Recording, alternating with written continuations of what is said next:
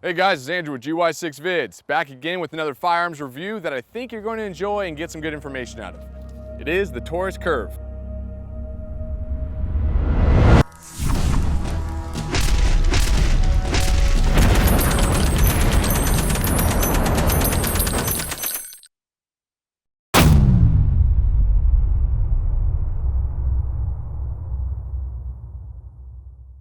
When I first heard about this little firearm, I was very skeptical. I saw pictures of it. It's curved. I mean, the whole gun is curved. And you're looking at it going, what the heck? You're gonna have some really weird shot placement, or it's gonna feel really janky in your hand. Breaking down the details of the gun, you can't let your own personal opinion get in the way of the fact of what the gun's made for. The Taurus CURVE, clearly by looking at it, is strictly made for concealed carry.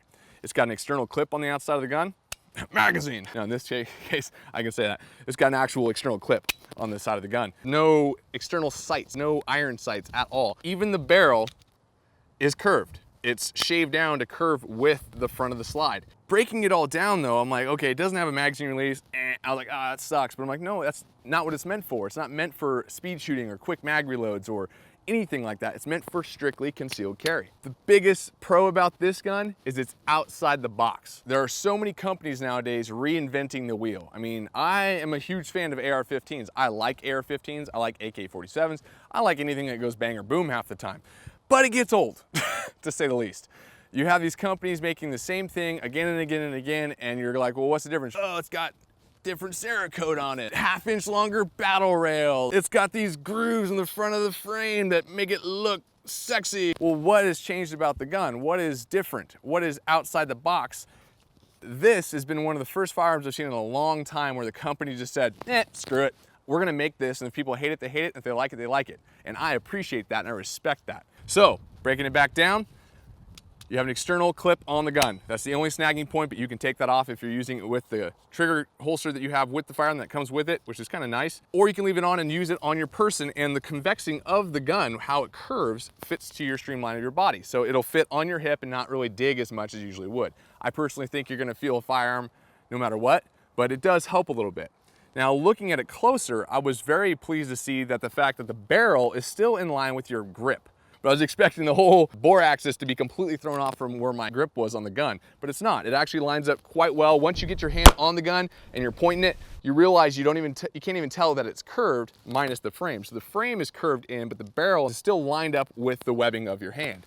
Now, another thing, like I said, there's no iron sights on this gun. So the iron sights have been removed, and you have a bore axis sight radius. So you have this white crosshair in the back of the gun. You can see it very clear as day. It's white, and it's also grooved in. It's not just paint, so it's grooved into the frame of the gun. So even if you were to start scratching on it and being abrasive with the backside of the gun, it's not gonna wear off those white lines, and it's gonna cause it to fade. And what you're doing is you're not so much lining the gun up for perfect shot placement.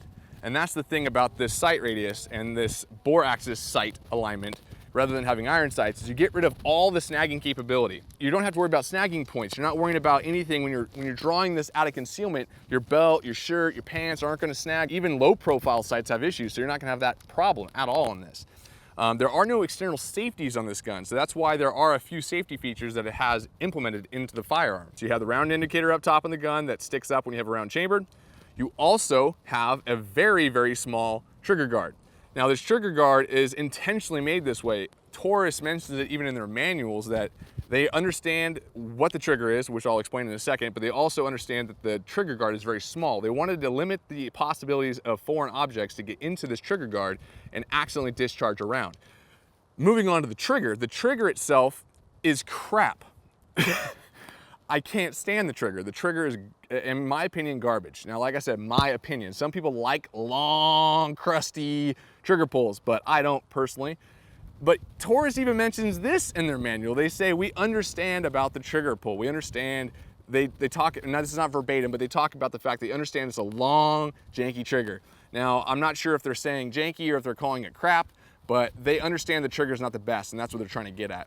The trigger is very long. Once again, nothing in the gun, pointing down range. The trigger, as you pull this, it's like there is miles of travel before you even get to a stopping point where the trigger will fire.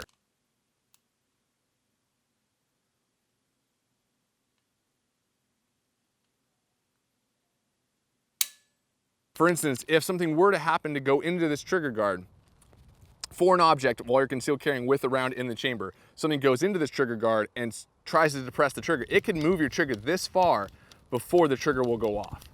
So that is a safety feature. They've intentionally designed it like that. So when you get this gun, if you ever get a chance to shoot one, that is designed for this firearm because there's no external safety, because it's a concealed carry, deep concealment carry, so lightweight. It's very easy with a small frame gun to make mistakes because most people are used to a larger firearm. But after you get past that spongy section, which they intended, you get to the back part of the gun and it stops. And then it starts, you just literally have to keep creeping on it, creeping on it, creeping on it, creeping on it, and it breaks. And it's loud. But, you know, in concealed carry situation, you're not looking to be the cool guy on the range. You're not looking to be putting bullet on bullet placement. You're not looking to be, you know, shooting bottle caps off of targets. That's not what this gun is designed for, so don't look at it like that. Granted, you want to aim small and miss small. Don't get me wrong. You want to practice proficiently with a firearm. That's not an excuse not to practice and just be like, ah! That's not what you're looking for. But for this trigger, yes, it's crap in my opinion. I don't like it. It breaks hard, and that's the part I think they could improve on. As it breaks, they claim it's 5 to 7 pound trigger. I think it's more on the upper echelons of 8 to 9 pounds. It's getting up there. It's heavy. It's a heavy, hard trigger to pull. So practice with the gun. Once you get enough practice, you start putting very tight groups when you're in a controlled situation. But remember, a group this big under a stressful situation is gonna be this big. So if you're already shooting this big under calm circumstances, your target's gonna be this big when you're under stress. But moving on from the trigger, you also have a very interesting way of disconnecting magazine. Pinch and pull. So you pinch either side of the magazine and the magazine comes out. Now, another feature of safety on this firearm is if you remove your magazine, you can't pull the trigger. And this was strictly designed by Taurus, so it meets the criterias of certain crappy states. Like California, I believe New York, a couple other ones I'd rather not think about, have magazine disconnect safety laws, and they can't sell firearms in those states unless they have a magazine disconnect safety in the gun. Taurus, I was like, shame on you.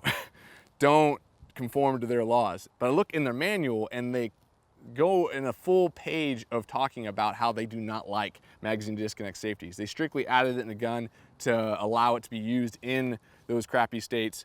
And if you're a gun lover and you're in those states like I used to be, you'll agree. Whether you have to deal with it or not, you'll agree it's a crappy law and you're in a crappy state for guns. Now, moving on to the rest of the features of the gun. On the side of the gun, you have a selector switch. You push it forward and it turns on a laser on the firearm. There's also lights in the front of this gun. So you have 2 little LED lights and a laser. Now you can set it with the settings on this firearm. You push the button forward, hold for 5 seconds, and then let it go, and then it'll shut off. And then when you turn it back on, it'll have one or the other, it won't have both. So you can program it to either when you flip the switch forward, you can have it to where it's just laser, or you can have it where it's laser and light, or you can have it where it's just light. It's up to you. The issue is the switch itself. I do not like the switch. It's very easy to flick forward. So you can accidentally turn on your laser while you're concealed carrying or while you're storing your gun. Batteries could run low. Stressful situation kicks in and you're like, oh crap, and you go to grab your gun and now your laser and light doesn't work and you're up that creek without that paddle. So you can accidentally flick it on, but also it's indented in the gun, clearly to keep up with the paces of being very sleek and no snagging points in the firearm. So as you try to flip this forward, you're gonna not have a good purchase on that switch. Under stressful situations, fine motor skills hardly exist. You wanna revert to training. And if you train with a laser only, and you go to draw this out and you can't get your laser on, you're gonna start panicking. So I'm not a big fan of that switch. In my opinion, they'd be hands down better off having a pressure switch somewhere on the grip or on the trigger itself. That way, when you put your hands on the gun, you're actually intending to shoot, your natural grip is gonna turn on that laser or that light laser combo. You don't have to worry about it. Your fine-tuned motor skills don't have to kick in. It's bang, bang, bang. You defend yourself, you drop the bad guy in his tracks, and you move on with your happy, joyful life. I'm gonna get into some precision shooting now and show you what I can do with the gun. Now, obviously this is me. Everyone's gonna be different person to person. You could be better, you could be way worse. It just comes down to practice with the firearm. We are loading this mag up with some G2 Research 380 ACP rounds. This will show if we have pretty reliable feeding on the feed ramps of this gun. Okay, seating well. Let's see what happens.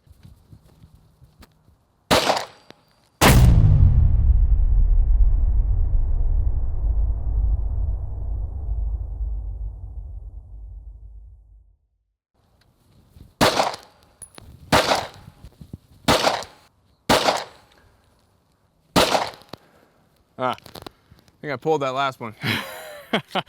Trigger, still I'm stating, like I said before, I'm not a big fan of. It's a hard break. It's like waiting, and gah.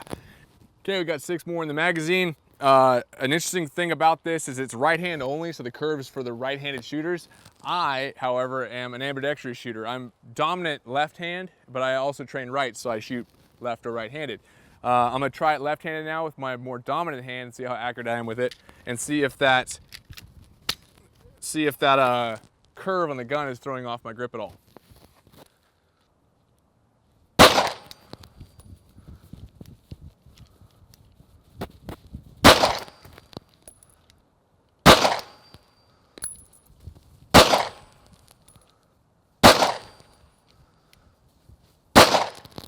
Okay, so as you can tell, oh, I was gonna drop the firing pin, but magazine disconnect safety. Left-handed shooter, like I said, I'm dominant left hand, but I shoot right or left. With my dominant hand, I have no problem with accuracy with this gun. First shot, kind of got used to the trigger. As you go, you get better and better. Left, right, targeted attacks, pulling on target.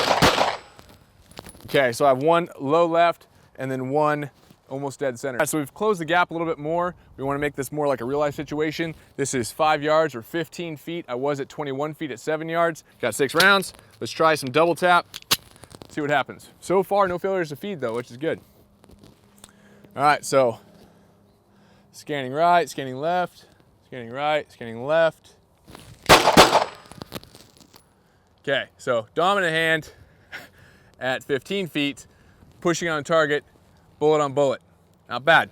All in all, I would say Taurus Curve, for what it is and nothing more, which is a concealment only pistol, I think they actually have something going here.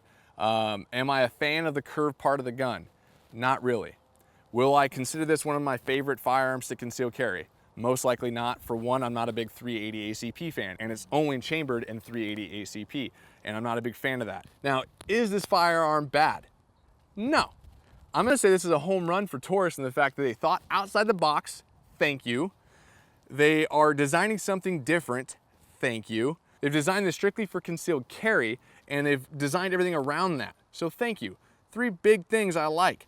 A lot of the features on this for the concealed carry aspect are great. I do like the fact that there's no snagging points. I do like the kind of cool aspect of just training yourself to point and shoot with your firearm, but yet still having a bore axis sight radius where you're gonna get a good torso size impact and guarantee that shot if you train with the firearm.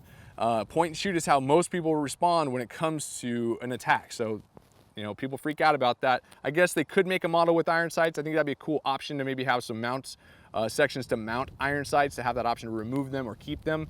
I think that would be a positive addition to this firearm, along with the pressure switch rather than the little switch on the side that's janky. Magazine disconnect safety though, gotta go. You know, if a crappy state doesn't like firearms, I don't think we should design a firearm around their rules. But overall for the firearm, I'm gonna say 1 thumb up, 1 thumb sideways. I'm not gonna say negative, I'm not gonna say positive.